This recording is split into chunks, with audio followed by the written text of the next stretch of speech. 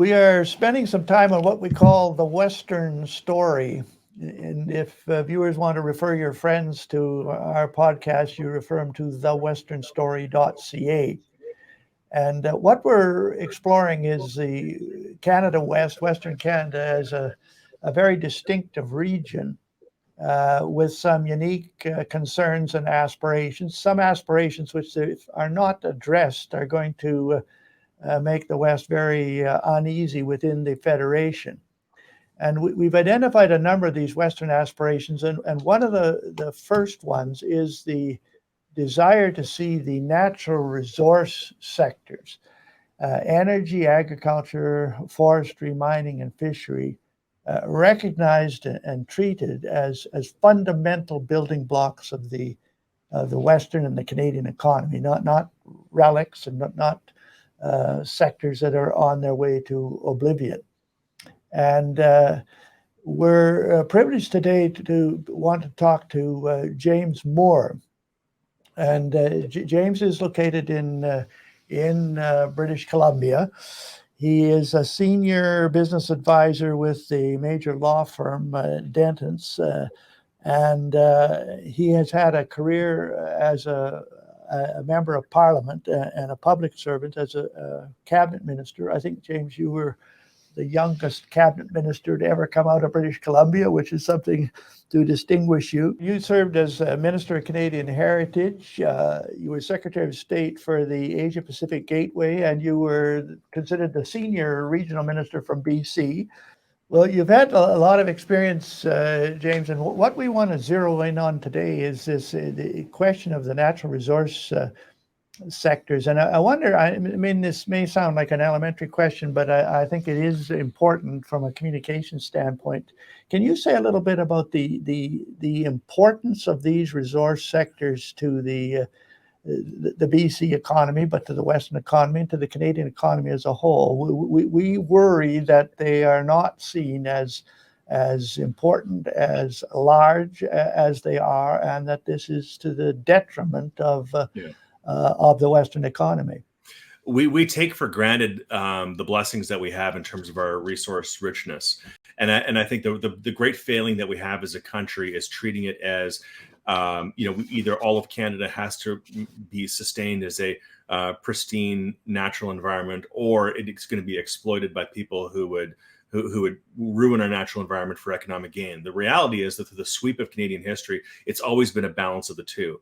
And I think as in recent years, as there's been more and more understanding and reverence for the balance and the importance of nature and our ecosystems because of the conversations around climate change, I think those who have been the reasonable voices in the past for the economic stewardship, not just the ecological stewardship, but the economic stewardship of our resources, I think, frankly, have been absent from the table. I think the industries, whether it's mining, forestry, oil, natural gas, et cetera, all of them have sort of splintered into parochial and self-interest as opposed to sectoral interest.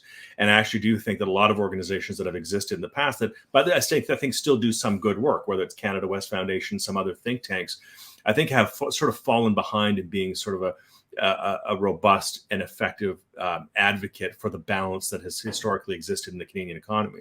You look about British Columbia, we all know in Canada that 1 in 3 Canadians lives in the province of Ontario, but 40% of the Canadian economy is the province of Ontario. The backbone of the Ontario economy is manufacturing, and the backbone of the manufacturing sector is the auto sector. And that just trips off the tongue. And I think most people in Ottawa, most decision makers instinctively know that. And so when NAFTA, for example, comes up, or there's any trade issue, or if there's a greenfield plant and lots of corporate welfare being invested in Mexico or elsewhere for the auto sector that threatens the Canadian sector, everybody just snaps into an understanding of what that means for the Ontario auto and manufacturing sector, and therefore the Ontario economy. That literacy about Western Canada and what it means to have no Western coastal access to global markets through pipeline infrastructure is not understood. Whether or not you should have had a Mackenzie Valley pipeline in the past to the north, what it means to have existing infrastructure expanded and modernized straight south into the United States. Every single time one of these disputes comes up, it seems like you have to have a multi-month, multi-year re-education of of decision makers, particularly in Ottawa, about how central and critical this infrastructure is, not just to the wealth and health of Western Canada, but by extension, all of Canada. Well, James, isn't there another dimension of that too? That and Marco and I have discussed this before. When people think of the resource sectors, say the agriculture sector, they think of the farms and the cattle, or when they think of the mining sector, they think of somebody digging in the ground. What they don't think about is that there's a mining manufacturing and processing sector on top of that. There's a mining service sector on top of that. There's a mining knowledge and technology sector on top of that. Yeah. And so the total contributions to GDP from these resource sectors is not just the producing sector. Yeah. I mentioned on one of these other podcasts, I was on a plane sitting beside a John Deere executive who said that in a few years, the biggest single asset of that company will not be the plants that are manufacturing those green machines. It will be the data that is being collected off those machines all over the world. In other words, there's a whole knowledge sector connected to that agricultural sector. Isn't that part of the problem, that people don't see those other dimensions of these producing sectors? All they see is the producing sector. Yes, and adding to your point and building on it, going further, people talk about sort of rhetorically, because it just, these are all focus group tested phrases, and they just sort of fly around as though they don't have consequence and they don't have contradiction. But when people talk about we need to have energy jobs or green jobs, it's a complete non sequitur. Yeah. They're actually one and the same. I had the privilege of, my undergraduate degree, I graduated from the University of Northern British Columbia. After politics, I had the privilege of serving as chancellor at the university. In the intervening years between when I was a student and I was in politics and I came back to the university is now branded as Canada's Green University. Two of the biggest faculties, two of the biggest departments at the university are environmental sciences and resource management, right next to each other, learning from each other. So when we talk about, pipeline expansion, I like to use the word modernization, because you do have to upgrade your infrastructure. You can't just shut it down. You can't leave it in the ground. It's a key part of the North American energy grid. And so you have to upgrade this infrastructure. Well, when you upgrade that infrastructure, is that an energy job or is that a green job? Well, it's actually both, because you're modernizing the pipelines, you're making our environment more safe, you're getting product to market faster, more efficiently, more cleanly, more responsibly. And you're doing so in a way that benefits the energy sector and, of course, benefits all of us environmentally. And then when we talk about exporting green jobs and exporting green technology, well, you don't export green technology without it working hand in hand with the energy sector. I mean, Justin Trudeau talks about, the environment and the economy have to work together hand in hand. Well, yeah, except one hand is punching the other hand under his government. And it actually genuinely has to be a partnership. These jobs have to be created so that the environmental sciences and the great work that our universities are doing on technology with regard to mitigation, information technology, developing effective resources, the right materials, the warning systems. I mean, all these things that are incredible and are generationally changing every 5 years, it seems, in terms of their capacity.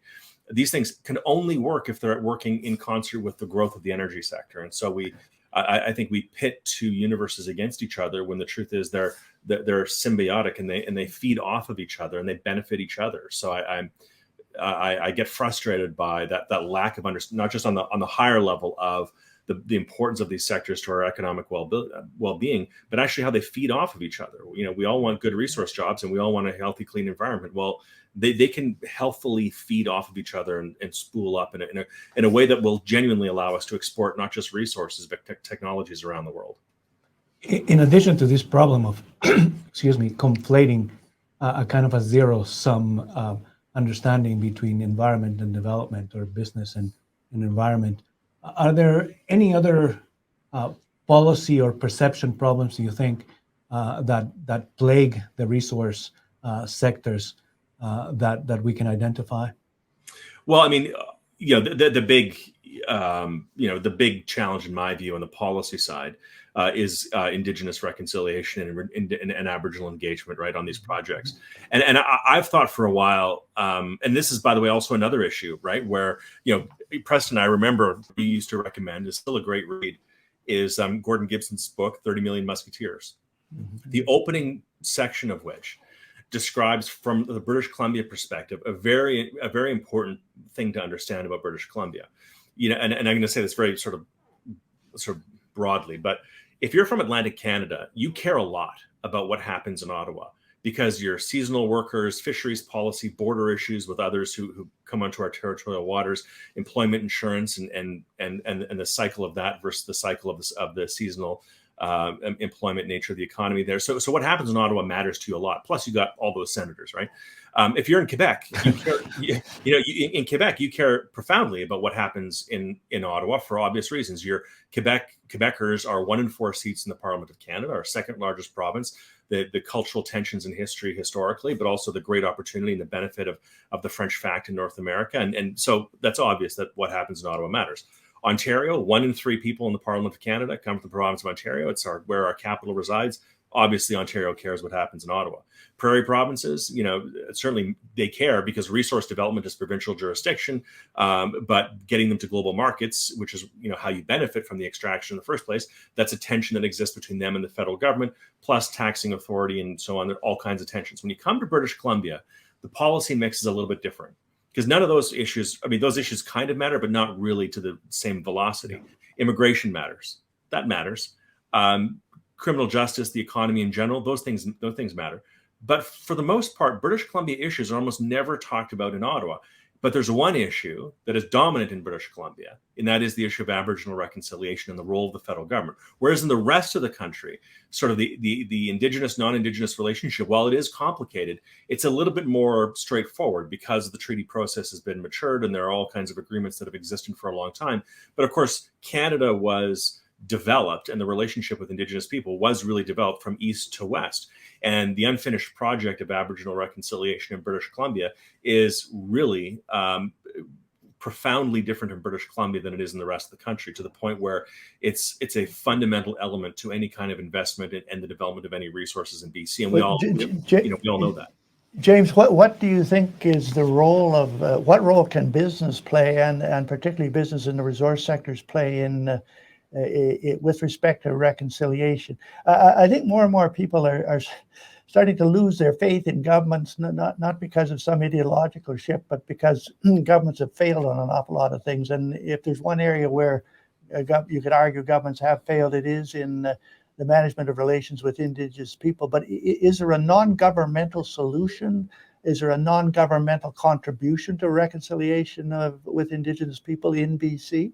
Well, I believe so. Look, Aboriginal reconciliation, it's not sort of like, can we have an industry established? Like this is a very complicated relationship, right? Filled with tragedy, triumph. It's extraordinarily complex. And, with all the Indigenous communities across the province of British Columbia, there's no sort of uniform relationship between them and Crown and so on. Like it's very, very complicated. But to your question, when I was minister of the 2010 Olympics, I thought Gordon Campbell actually showed the way, at least not him personally, but he was part of it for sure. But under the time that he was premier, I think there was a really important relationships that were built under his time as premier. Now, he was premier for 3 terms, 3 majorities in a row. So he had some room to develop these relationships. And the two great successes of his time as premier with regard to Aboriginal reconciliation that I think can be examples. One is the Tsawwassen First Nations Agreement, which is the first urban Aboriginal treaty in the province of British Columbia. An elected council, well regarded. The agreement was agreed to. There's always going to be some disagreement. People in Tsawwassen and the neighboring communities in Delta were not all enthusiastic about it. There was obviously some debate about it, but overall, it has proven to be successful. And the Tsawwassen First Nation is thriving, large community right adjacent to the Tsawwassen Ferry Terminal. They've got a large mall there. They've developed their economy. They're moving forward, and it was a focused example of a community that was ready, and he worked with that community. So it was a practical deliverable. And the second one, and maybe a better one, is the Vancouver 2010 Olympics. And it was the Vancouver 2010 Olympics was a partnership between the federal government, provincial government, municipal governments, Richmond, Vancouver, North Vancouver, Resort Municipality of Whistler, and also the 4 host First Nations.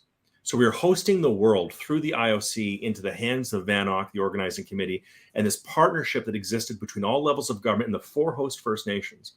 And and it was a specific project. We want to host the world and shine and make Canada proud as we're coming out of the 08-09 recession. And First Nations communities, those 4 host First Nations, were brought in at every part of it.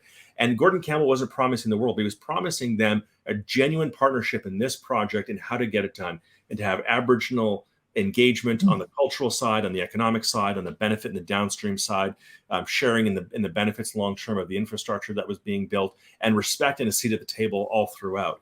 It was an example of leadership and partnership that is a true success story. We talk about the 2010 Olympics and Sid the Kid and the gold and all the gold medals and all the things and all that stuff. But on the ground, the genuine legacy of those games, and it still resides in British Columbia here now, 12 years later, are the benefits of the true partnerships that exist all throughout, in particular with the 4 host First Nations. Now, those initiatives are government initiatives, and those are very respectable accomplishments. But what can the resource sectors do? Like in British Columbia, large numbers of Indigenous people that are employed and working, getting decent incomes, are employed in forestry, mining, the fishery.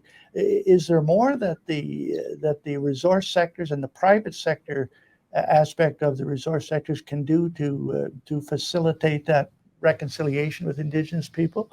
Well, many do it now, right? Because they've had the searing experience. They've had the searing experience of projects that were promised and looked very good and were going in the right direction, and have the rug pulled out. For example, the Northern Gateway Pipeline, rug pulled out at the last minute by the federal government, and other pipelines that were, had overwhelmingly like 31 of 32 Indigenous community support. And then, frankly, you have some communities that get misrepresented and get sort of held up by some of the, I don't call it a green environmental movement, it's a preservationist movement, and they get exploited. Frankly, some of the divisions that exist get exploited as being disrespectful to Indigenous interests, and it gets dressed up as an environmental argument. It's a really toxic thing that can happen at times. But I think industry has learned and is learning, and those who aspire to do business in British Columbia, they know that out of the gate, one of the first relationships they have to build is those trust relationships with Indigenous communities, and whether it's the benefits of it and sharing of reward of the value of the project, ownership shares, and governance chairs and governance responsibility and oversight. Those are fundamental relationships. And there's one company that I'm likely going to go on the board of a gold exploring company in British Columbia. And before they start even expanding their footprint in the province and proving reserves of gold in parts of British Columbia, the very first thing they're doing is sitting down with 5 local First Nations communities, because they understand that that's the first thing that you have to do and have to get that buy-in. It's a dynamic of doing business in British Columbia that exists, that doesn't exist elsewhere in the country.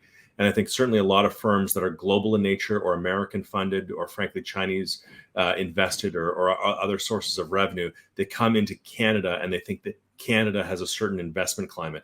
There's not a Canadian investment climate. It's a very regional country with regional sensitivities that have to be understood, and the Indigenous one is the one to be understood in British Columbia. We could go on for quite a while on this. Is very helpful, James, but we want to end up on one question, and it's often my concern that on a lot of these issues, we spend a lot of time discussing, conferencing, tweeting and Facebooking, etc. But I get to the question of what can be done. So if there are people that have been listening and watching you and hearing what you're saying, and they agree with a great deal of it, and they are concerned about the better recognition of these resource sectors, the role they play in not just the Western economy, but the Canadian economy, and they want to see them treated more fairly or recognized for what their future contributions can be.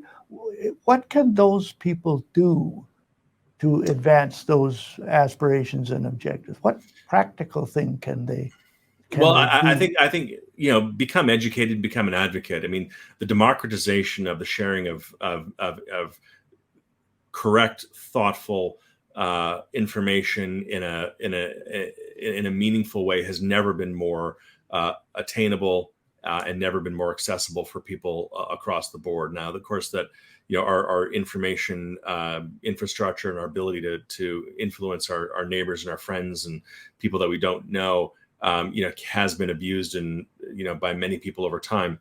But I often remember something that Stephen Harper used to tell us. He said, just at that moment when you are getting tired of hearing your own voice and you're getting exhausted with your own message and you're about to give up and you think that you've done everything that you can do, that's just the beginning of when your message is beginning to penetrate and have some resonance with your audience. So Abraham Lincoln, I know a hero of yours, Preston, Abraham Lincoln had a phrase where he said, agents of change must get accustomed to protracted conflict, which is you can't stop and you can't back away. And a practical thing I think that people can do is go to organizations, whether it's C.D. Howe Institute, Macdonald Laurier Institute is going under a phenomenal renewal, drawing in some real talented people from all kinds of partisan and nonpartisan backgrounds, academics, thought leaders. Canada West Foundation, as I mentioned, Fraser Institute, historically, there are all kinds of organizations that are pro-growth, pro-development in a responsible way. And I think if you really believe in this passionately, find those organizations that are engaged in pushing forward with projects that you think, and in your judgment, are going to have resonance in pushing public policy leaders and providing roadmaps for success, either if it's government facing or private sector facing, or trying to influence the public to care about these issues. You can't control what the public cares about in an election campaign, but you can try to get them to start to understand the issues that you care about by educating them. And you have to bring to them thoughtful presentation of the issues that are of concern. And, as Margaret Thatcher said, socialism requires capitalism to pay the bills. Our social safety net, our hospitals, our schools, our ability to care for each other, our ability to support people who are struggling and who are struggling with addiction or struggling with health challenges, the elderly, as we all go into our sunset years, our ability to care for each other and build a healthy, compassionate society is dependent on our ability to fund it. And our ability to fund it requires effective resource management, effective economic growth, and to do so in an environmentally responsible way. And I just think you can't get tired of saying that and finding those examples, whether it's the 2010 Olympics or whether it's, specific projects that have borne real successes in the development of technologies. I think we can never get tired of pointing the way towards solutions that are that can be copied and implemented elsewhere in the country. Okay, well, thank you very much for doing this, James. Just what you've said contributes to that objective that we've ended up on. We're going to wrap these together into a podcast, and hopefully these podcasts can be used to accomplish, at least in a small way, that last objective that you stated. Thank you again for joining us. Thanks, James. Thank you very much, both. Great to see you, Preston. I hope you guys are both doing well and have a great weekend. Thanks, likewise.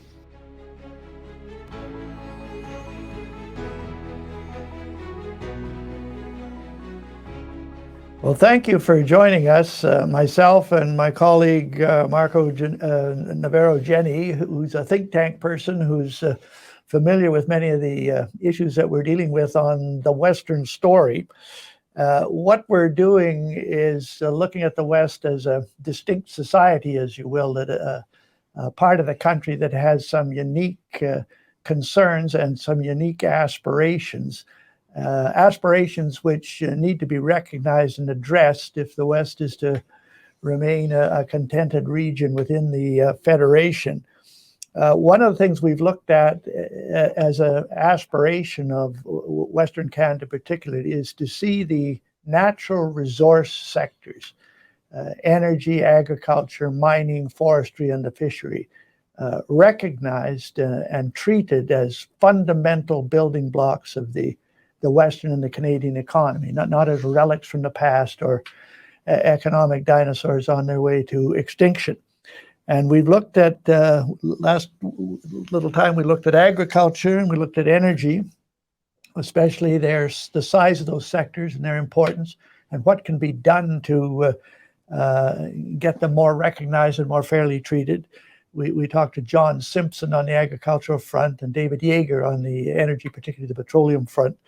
And if you want to look at those, you can go to thewesternstory.ca and just look at podcast 2.0, 2.1, and 2.2. But before we get going today, Marco, do you want to just briefly summarize what we heard from the fellows on agriculture and energy? Yes. Hello. One of the things that we heard from agriculture, of course, is not only that agriculture is one of the fundamental building blocks of the Canadian economy and Canadian society as a whole. But we don't seem to have a great deal of a handle on how much it actually generates, that it is a significantly larger segment of the Canadian economy that normally is accounted for, given the ways in which, for example, Statistics Canada tends to aggregate some of these. Well, a lot of people figures. when you think of agriculture, they think of farms and cattle. They don't think of the manufacturing sector that's built on that. They don't think of the service sector. They don't think of the knowledge and technology sectors. And that's what your point is. If you add those all in, it's a lot bigger. And similarly, I guess one could say for the energy industry, there is more than just oil and gas in the industry, but it is the single largest sector of the Canadian economy on its own. And doesn't even rival the 2 or 3 that follow below it combined. So it is a significant portion of the economic world in which we live. Well, what we want to look, we're looking at the natural resources sectors generally, but today we particularly want to look at the mining sector and the forestry sector. Our guests are free to say whatever they want to say, but those two are fundamental building blocks of the economy. And to do this, we want to welcome several guests that have enormous experience in these sectors and get their view not only on the importance of those sectors, but what can be done to get them more officially and favorably recognized and treated. And so to start with, we're happy to welcome Jeff Stibbard.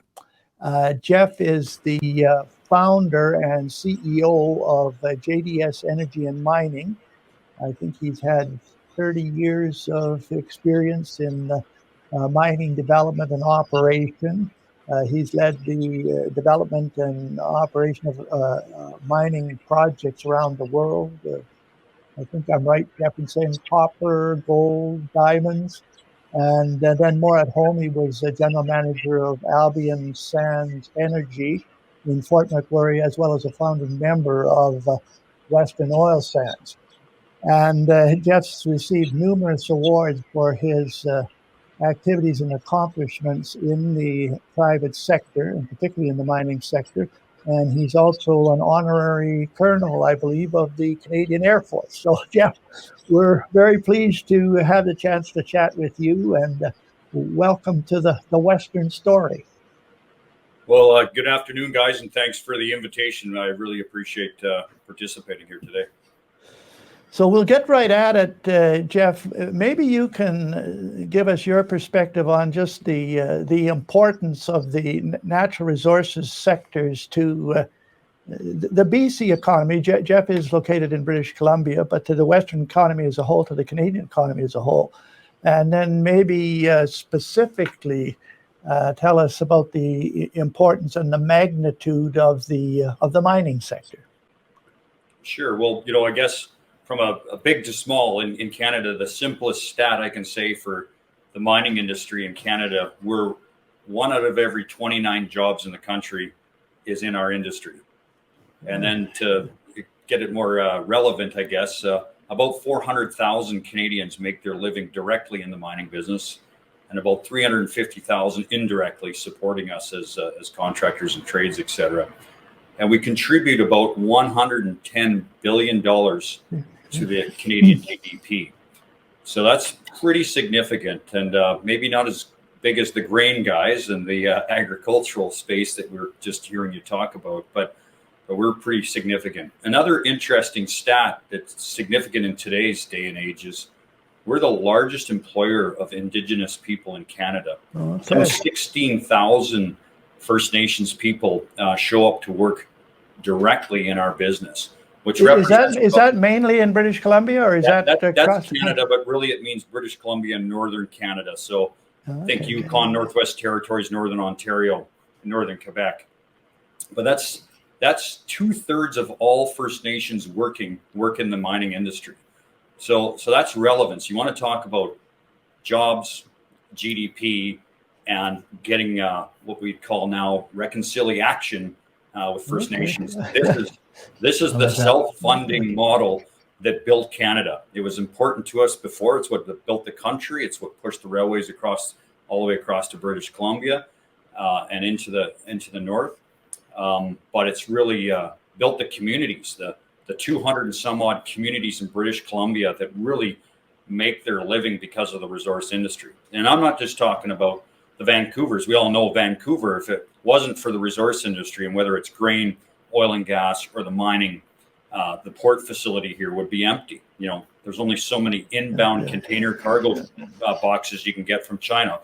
The rest going out of this place is resource industry, and mining's a big part of it. Right over my shoulder is the harbor, looking across the Vancouver wharves, which again is one of the biggest exporters of mineral product from British Columbia and across the world, as you know, or across the country, sorry. Is, you know, we're producers of copper here, primarily in British Columbia. Copper, gold, silver, lead, zinc is what we do here in British Columbia. And as we get towards the Rockies, obviously coal, met coal. We're one of the world's largest provider of metallurgical coal to the steelmaking industry. Some 25 million tons of coal is shipped out through British Columbia ports from the Rockies, and then crossing the border into the potash of Saskatchewan, and then uranium, et cetera, in northern Saskatchewan, and then into the nickel belt there into the Manitoba region. So a lot of that stuff is all coming west here, and that's really what Vancouver is built on, is the funnel to the rest of the world from our resource.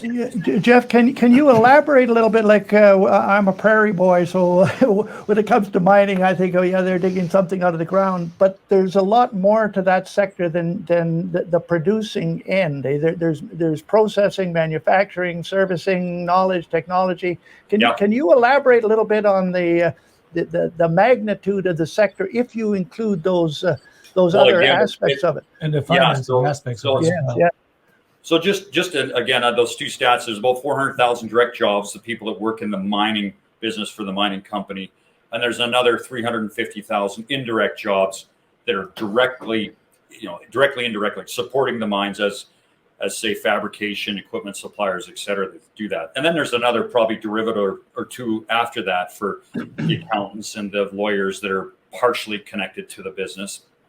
But, you know, the most important part is that in our industry, roughly 29% of the people in that space, that those numbers I just rattled off, 29% of the people are actually in the mine, touching the mine. The rest of the people are professionals at the mine site in procurement, engineering, project management, et cetera. So there's a huge sphere of, call it, inclusiveness of everybody's skill set. So, you know, I was a miner when I was a kid. I started out and I was a little bit different looking than when I'm looking here today. And actually, when I go home on the weekends to my home in Kelowna, I look like I used to. I put my work clothes on and I go weld in my shop and I go do my things that I started out in.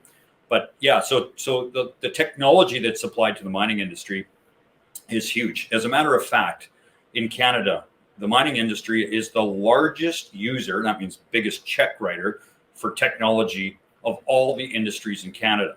And so you'd say, well, that's crazy. What about aerospace and all that? No, we do. So when you think mining, also think Fort McMurray oil sands, which I was a part of building one of the largest oil sands plants in Fort McMurray, the Shell Albion Sands, which is now, I think, a Suncor CNRL asset. And that, you know, that was moving 450,000 tons a day of material oil to be ground up at heat and made into oil. But our technology, we use the largest equipment in the world, largest haul trucks, largest shovels, largest processing machinery, all controlled by data and programs. And so we didn't use a lot of apps back then in 2004. And so the app world, that's now another industry, but we used technology of process controls, managing the efficiency of the operation, the safety of the operation. So the mining business is just not that old gray, black and white picture you see on pub walls in old small towns. It's really modern. As a matter of fact, you know, you think about, you know, the cell phone and how it's evolved over 30 years, how fast we've gone from the Apple, or how we come to the Apple. I don't even know. I don't own an Apple, but I think there's like 12 or 13 or 15 versions of that. You know, we started out with that thing called BlackBerry only 30 years ago. And the mining business is the same way. In the last 30 years, our adaptation to technology and similar to the Apple phone development is exactly the same. And our efficiency of production, which primarily drives our energy costs down, energy use, our safety improvements, obviously, in our productivity. So those are things that we use, and of course we need the people to do that, which pushes out to all of Canada. So we're very inclusive in terms of other provinces participating in our economy out west here. Things like the 29,000 people in Quebec that work in oil sands, building parts, the largest user of Prevost buses built in Quebec, Fort McMurray, Alberta. So, you know, we're real and we're relevant. And quite frankly, we're an awesome place to be. It takes all comers. Now, Jeff, what about what are the concerns of that sector with respect, looking particularly to the future? Are there obstacles to its continued and expanded development? Are there what things worry the participants in that sector, particularly maybe looking at government policy or public attitudes or something else? Sure. So both of those things, and actually there's really three things. There's obviously public policy, political will, and the C-48 and the C-69 bills that are really hampering development, stretching the timeline out and adding cost and kind of just making it difficult for money to come here. One of our biggest problems that we're seeing here since 2015, and I'm not too sure what critical event happened in politics in 2015, but I bet you could guess. And we've lost a lot of capital, some 40% decline of capital coming into Canada to build these projects because they're big. And that's a decline because people aren't sure about what we're going to do with our resource development business going forward. Access to the permitting and the other thing that's really critical, staying out of the political side, is the people. Getting the people to want to participate in our industry and getting people that have the will to accept a role in the mining business because they don't really understand it. So we're probably not great on promoting our industry to the people that need it here mostly, is the young people and the young people from all across Canada, because most of our mines are north in their more remote areas. So we pretty well tap out the local communities pretty fast. We definitely, people like myself who grew up here in Vancouver, left here as an 18-year-old kid to go to the Northwest Territories and to never come back, to basically live in 12 separate communities in the country to build mines. And it was that inspired me, and I keep trying to inspire others. It's an adventure, and it's a phenomenal experience to go across the country and live in different communities and learn different cultures, both, you know, provincially, socioeconomically, and of course with our First Nations. You get a whole different perspective than what you do from down here in the city. So our challenge in our industry is to get people from the lower part of our country to understand there's great fun and opportunity in Northern Canada. And again, remembering that more than 50% of the country is above the 60th parallel. And Jeff, to what extent are Indigenous people and Indigenous communities a potential source for the human resources that industry needed? You mentioned at the beginning that a large number of Indigenous people already participate in the sector. Is there more that could be done or should be done to increase that participation? Yes, absolutely. And again, when you look at the population, the most rapidly expanding population is First Nations communities in Canada. So there's a great source. As I mentioned, you know, some 16,000 First Nations work in our industry. 2/3 of every First Nation works in our industry. So they're actually quite adapted to our industry. Part of it is because they're primarily the people that live in those communities. So that's the great source. We want more, and we got to show people. We don't want you just to come as a pair of hands. We need your head. Most importantly, we need your heart. And that's the part that we got to work on and show people and get the message in a more positive, enticing, exciting, not just good money, because I want to expand on that as well. The people in our industry, mining is the highest paid industrial business in the country. We're more than twice the nearest business in terms of pay scale. The average pay scale in our industry is $126,000 a year. And that's anywhere you work in the mining business. So you can make $126,000 a year in Williams Lake, BC.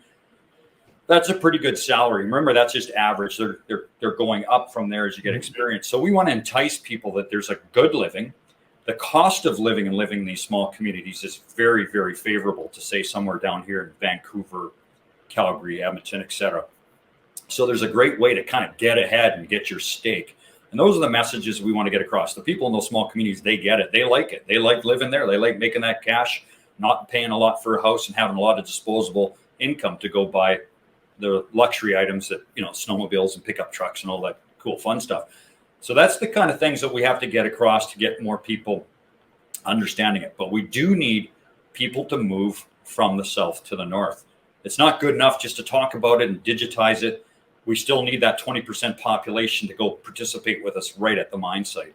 So we do. Is there anything that governments can do to? Well, you mentioned those two concerns: the difficulty of attracting capital, or the uncertainty in Canada is actually driving capital away, and the difficulty in getting the human resources that sector needs. Are there things that government can do or stop doing to?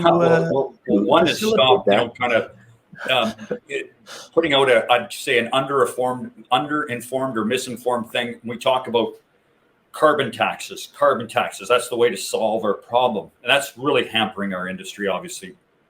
It drives investment away. If we're going to talk about carbon footprint, let's look at what we can do. By the way, the mining business in Canada has the lowest carbon footprint of any other mining jurisdiction around the world. So we do it right here in Canada, and we should be telling that positive story, not the negative story that if you come here, we're going to tax you more. So stop on that side of it. Yes, we're committed to making the world a better place, a cleaner place, and focusing on the ESG in particular, the carbon side. But taxing it out of business doesn't help. We need to push those dollars into technology, into education. That's the key things. We need to continue to advance our capabilities, as I mentioned earlier, to technology, to run the mine, to keep it clean, to keep it safe, and enhance people's understanding of the mine, that this is a good career, that you don't have to go down into the dark and be like the seven dwarves and bang away by hand. Yeah. We're in modern machinery down here, and there's great experiences to be out there. The health and safety is awesome. On that point, Jeff, if I may, you mentioned education, and we were talking earlier, of course, about availability of labor and that kind of stuff. Can you maybe say a little bit about the amount of education and training that is required? I assume that there are some difficulties there, given the propensity of Canadians to just want to go to university and get a bachelor's degree as opposed to getting a different type of training. And how hard is it to attract people into the industry and to bring them north?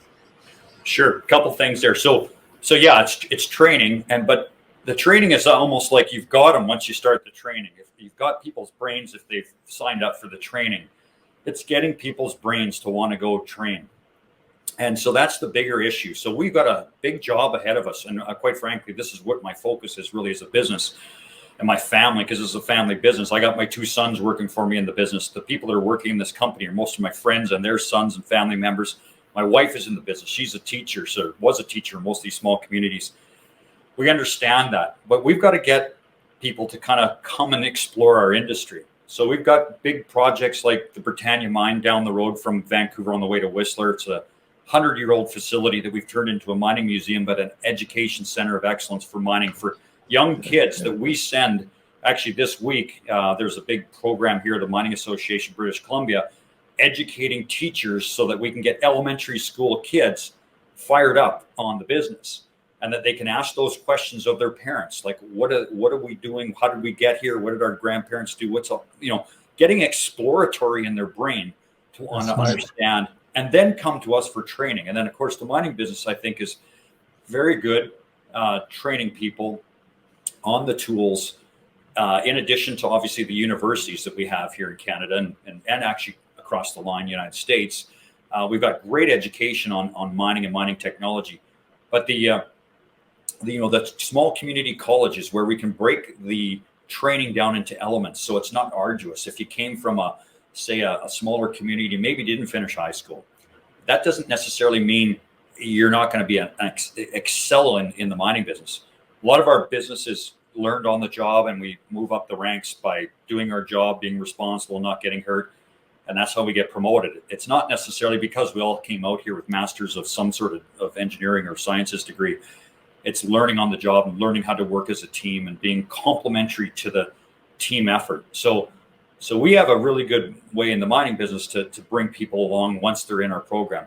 We do want to work with smaller community colleges and tailor their education to be more bite-sized chunks, 3, 4, 6 week programs on how to get into the business. Once you're in, once you cross that threshold, hey, we'll take you from here. We really like moving people up through the ranks, because once we've got them in there, they tend not to leave us. Again, it's hard to get off this drug of success, both financial exploration and traveling around the world and meeting people. I like I said, that's why I'm doing it still in this business. I'm here for the lifestyle. Earning a living is living, and that's really learning lots of cool stuff by the sounds of it. Pardon me? And learning lots of cool stuff by the sounds of it. Absolutely. Like I mentioned, we all started out as miners, even you folks there in the prairies. I bet you, you had a sandbox and you dug a hole and you dug a hole until it got so deep it started to cave in. That's the first lesson in mining engineering right there. So we all started as miners. Some of us just never left the sandbox. And I'm trying to the business. It is a sandbox. It's super cool. We work with some very cool equipment. And again, it's a safe business. We're a very safe business. We're a very lucrative business and a friendly business with respect to this has been very informative, Jeff, and want to thank you for it. We want to end up on one particular question. We've put this to all our guests. And Marco's heard me so often on this, he's going to leave. But I worry, and of course, from a political background, that in this country we substitute discussion, debate, writing about it, conferencing about it, tweeting about it, Facebooking about podcasting it, podcasting about it. We substitute discussion for action.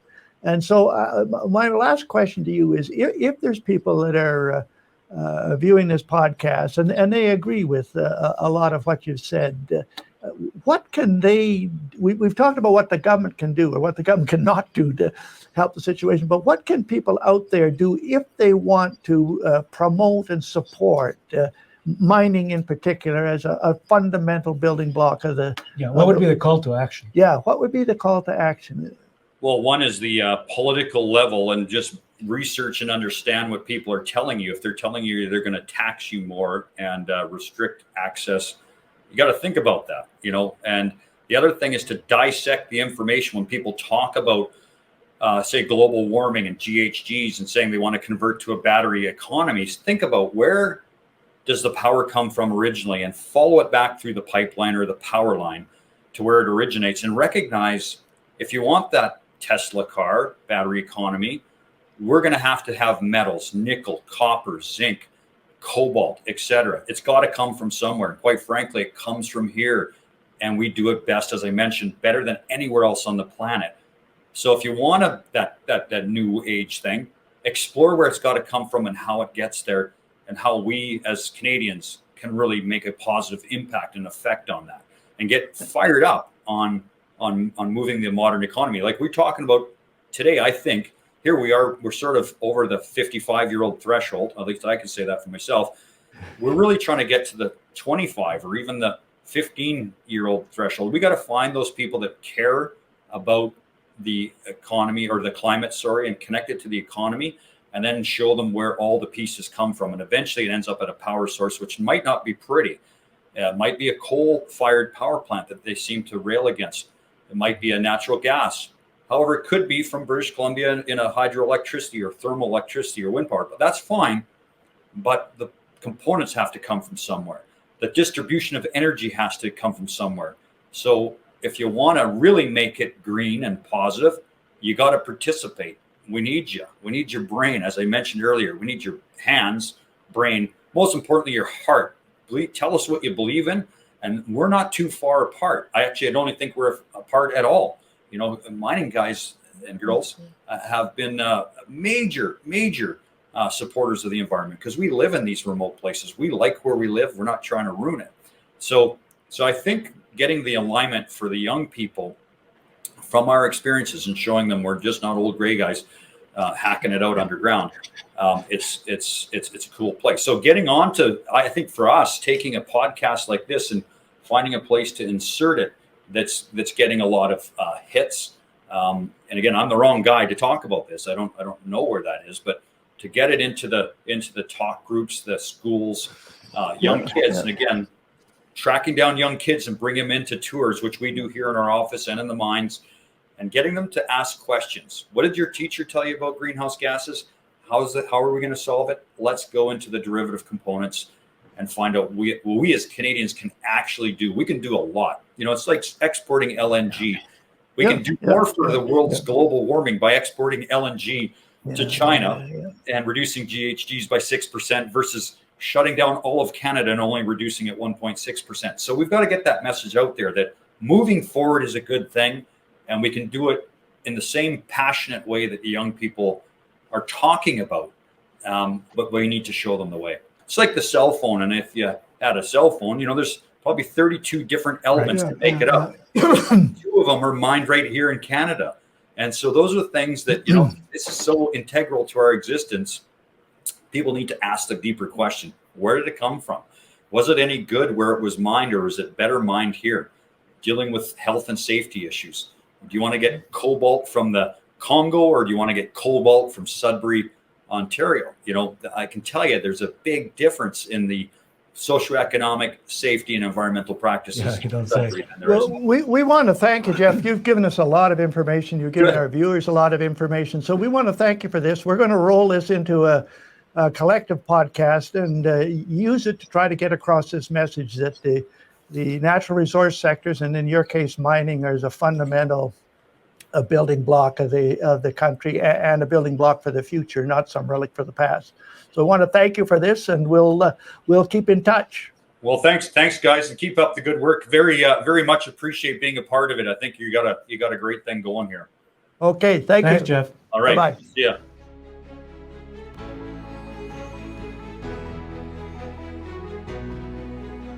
Okay, we are discussing what we're calling the Western story. In fact, you can, if you're viewing this, if you can tell your friends to go to thewesternstory.ca.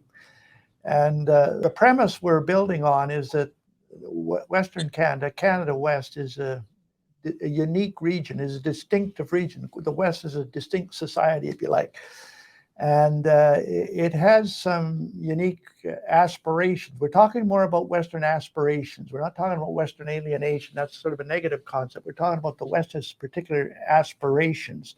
Then if they're not satisfied, the West is not going to be content within the Federation. And one of these aspirations is to see the natural resource sectors, energy, agriculture, mining, forestry, and the fishery, recognized as fundamental building blocks of the economy, not relics from the past, not industries and sectors on their way to oblivion. And we've had discussions of the importance and the role of the energy sector, particularly the petroleum sector and the agricultural sector. But and we want to touch on some of those still. But we particularly want to touch on the importance of the mining sector and the forestry sector and the fishery sector. And these are natural resource sectors that are of particular importance to British Columbia, but they're of importance to the entire Canada West and the entire country. And we're privileged now to talk to David Emerson. David is an economist, I guess, by profession. He has a PhD from Queen's University. He's BC based, but he's had a broad public and private career that makes him an excellent person to talk about this whole natural resources theme. His public career, in fact, I think the first time I met you, David, was when you worked for the government of British Columbia. He was a deputy minister in BC and an advisor to the premier. And then he was a federal cabinet minister. He was, I think, Minister of Trade and then Minister of Industry, which, of course, both portfolios get into this area that we're interested in. His private sector career has included being the CEO of Canfor and a board chair and a board member of numerous companies involved in the resource sector, the transportation sector, and the financial sector. He's been a recipient of many awards, and we won't list them all here, but we are just honored to have the chance to talk to you, David, and thank you for joining us. Well, it's good to be here, Preston, and look forward to having this discussion. Okay, well, let's get right into it. I wonder if you could comment on, we're trying to advance this thesis that the natural resource sectors are fundamental building blocks of the economy. And they're a lot bigger and they contribute a lot more to the GDP and to employment and to income than a lot of people think. So can you just sort of reflect on the importance of natural resource sectors, not just to British Columbia, but to Canada West and to the Canadian economy as a whole? No, I'd be happy to. I think a good way to approach this whole issue of the natural resource economy in Canada is to think in terms of three major forces. The first force, economists refer to as the curse of natural resources. And I'll tell you a little bit about what the curse of natural resources means. Most people think of it as countries which have dictator types of government, autocratic governments, and natural resources becomes a tool for kleptocrats to enrich themselves and avoid doing some of the good things in public policy that you can do with natural resources for your population. I'll come back to that because it does have implications for our resource industries here in Canada. And the second dimension that I think is worth noting is the rural-urban divide has been growing in Canada. Certainly, it's been growing in the United States, and that has profound implications in terms of natural resource industries. And just back to sort of the curse of resources, we don't have a big history of kleptocratic government here in Canada, but what we do have is we have public ownership of resources. And when you have public ownership, the government is basically making fundamental decisions on who can exploit the resources and under what terms. And what we have seen here in Canada, and this is across the provinces because the provinces essentially control natural resources in Canada. We've got a world in which natural resource policies and the exploitation of natural resources per se are deeply affected by the politics of the particular government. And so you do get situations where as you develop your natural resources, you're making decisions where you as the owner of the resource, you as essentially the regulator of the exploitation of the resource are very close to the companies and organizations that are taking advantage and creating wealth from the natural resource. And that has, certainly in the case of forestry, and I would argue in the case of energy, that's had a great influence on public policy and the way we use natural resources. Here in British Columbia, in the natural resource sectors, and particularly forestry, in the 1980s and 90s, we had a very sympathetic management regime over the forest resource. The result of that was that a lot of our forest practices were not very good. We weren't keeping up to sustained forest management practices.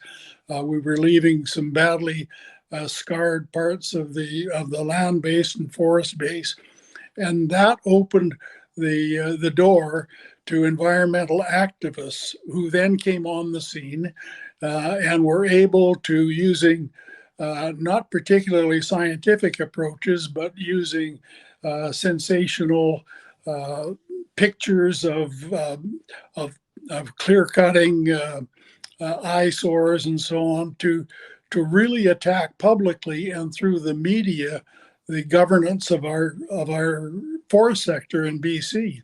And we ended up in those days having to, under pressure from the environmental activists, go not to the regulator of how we were to manage the resources, but to independent certifiers of our forest management practices. And as this played out, the reputation of the forest sector became tarnished very badly, and it was seen by the public because of the activists and media tolerance with largely unscientific approaches by this community. Were able to endlessly portray the forest sector as being badly managed.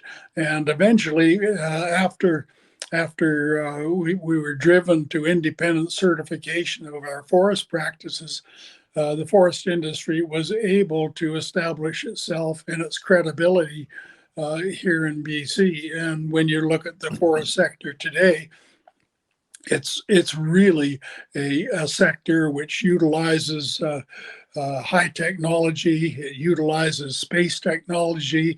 It utilizes genomics as it relates to the land base. It's a highly scientific sector with all kinds of spillovers in terms of building a competitive and sophisticated industrial structure on the forestry side. Something very similar happened with the energy industry in Alberta, where the environmentalists basically were able to attack the management of the natural resource base, the energy base in Alberta, in ways that has created a very, very tough situation for the energy sector today. And a lot of it is because of this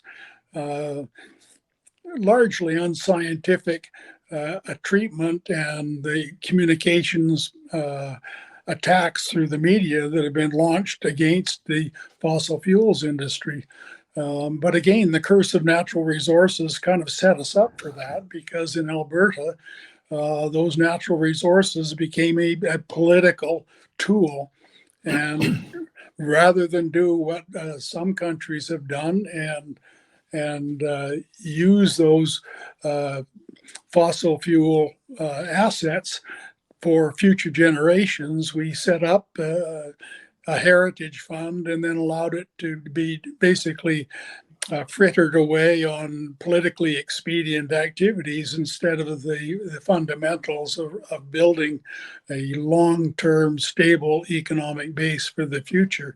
So all of that kind of explains how we get to the situation where the public perception of energy and forestry and mining is not very good. There have been activists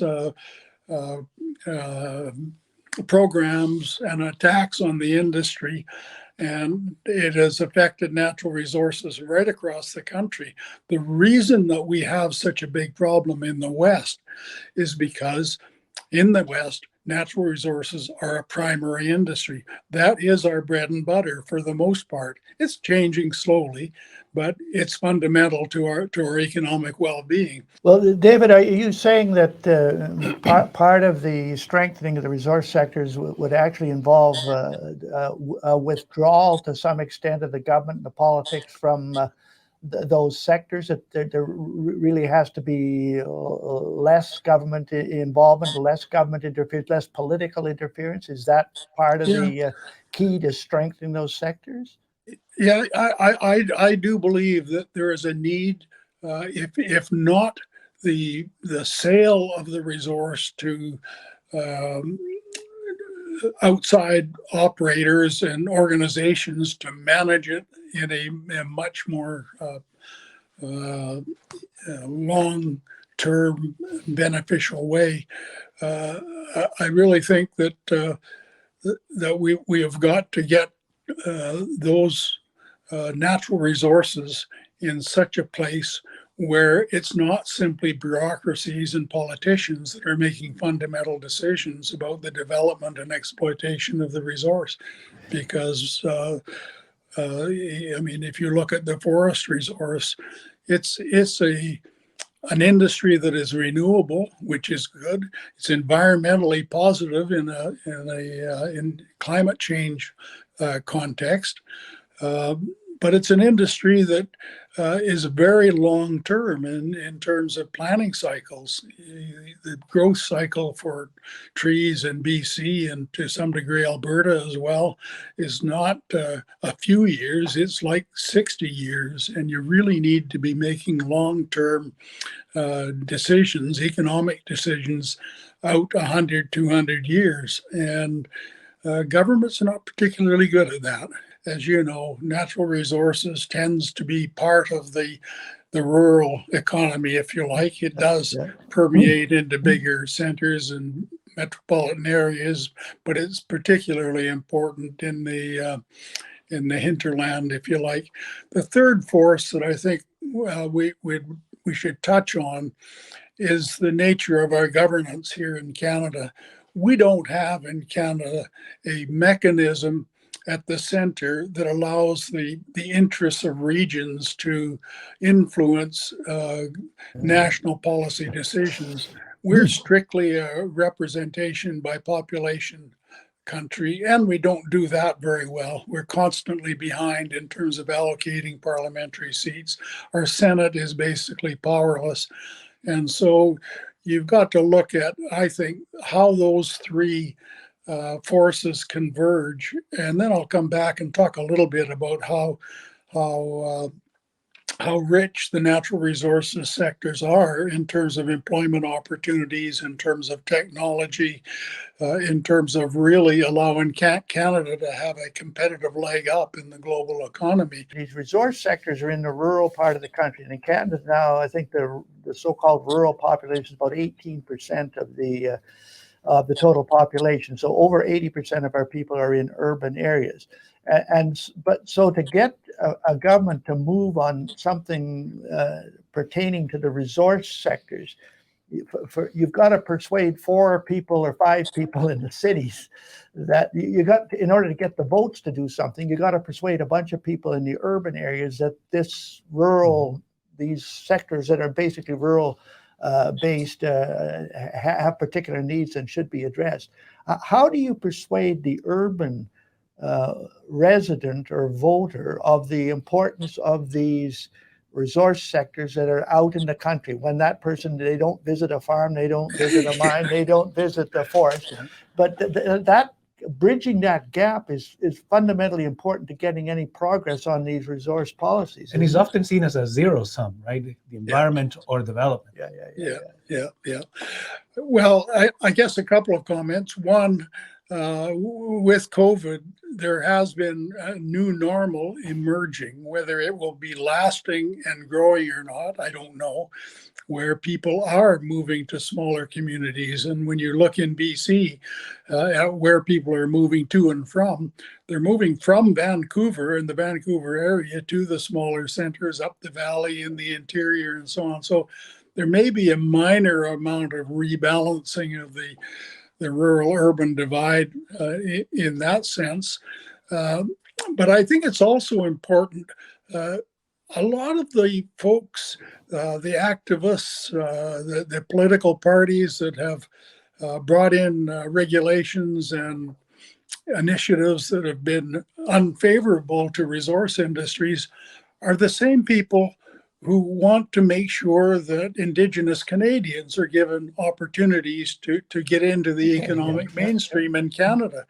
And I got to tell you, nearly half of the Indigenous population in Canada is still living in rural and remote areas. And the only way to really bring them into the economic mainstream, in my view, is through the natural resource industries and encouraging their participation, their employment, their creation of companies in the natural resource industries. And so you cannot solve the Indigenous problem without getting some significant good quality employment opportunities and wealth creation opportunities into rural areas. I'm on the board of the Trans Mountain pipeline, and there's a lot of Canadians who love to hate the Trans Mountain pipeline.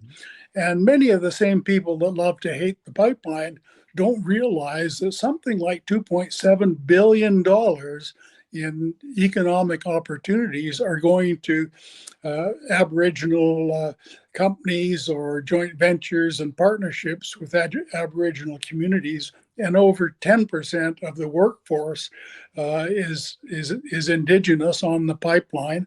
And there are probably 40 or so communities in the rural parts of BC along the pipeline corridor who are going to get access to high-speed internet as a result of the pipeline and the partnership with Rogers on providing high-speed internet that originally was to serve the pipeline. And so there is, I think, huge opportunities if we can show people what the opportunities are like, show them the kind of technology, the sophistication of the jobs that are in the resource industries or relate to the resource industries.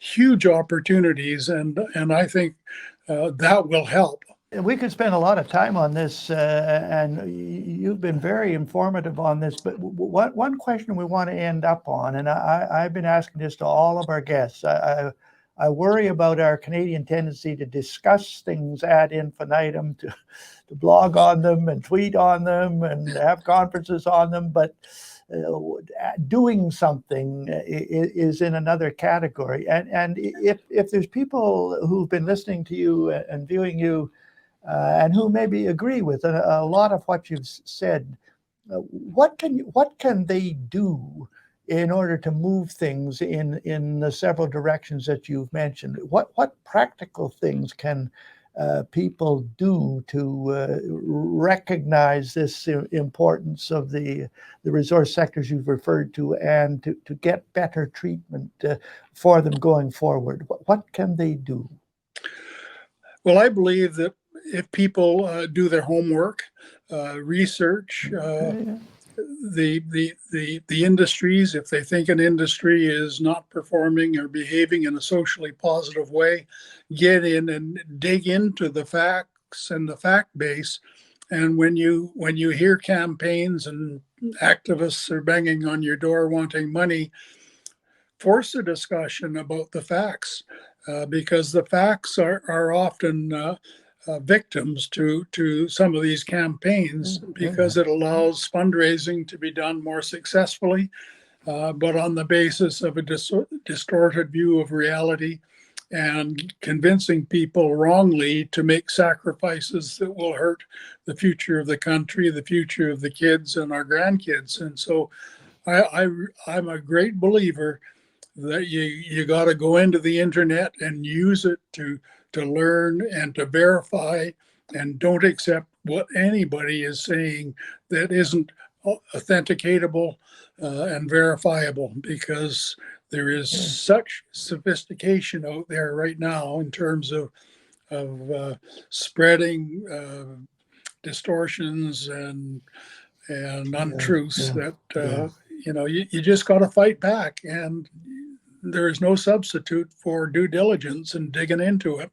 So inform yourself is something some people can do. Yeah, absolutely. Okay, well, thank you very much, David. We appreciate this. We're going to roll this interview in with several others on the same subject, but you've provided a somewhat different perspective and a very helpful one. So we want to thank you for doing this. Thanks, David. Okay, thanks, guys. Okay.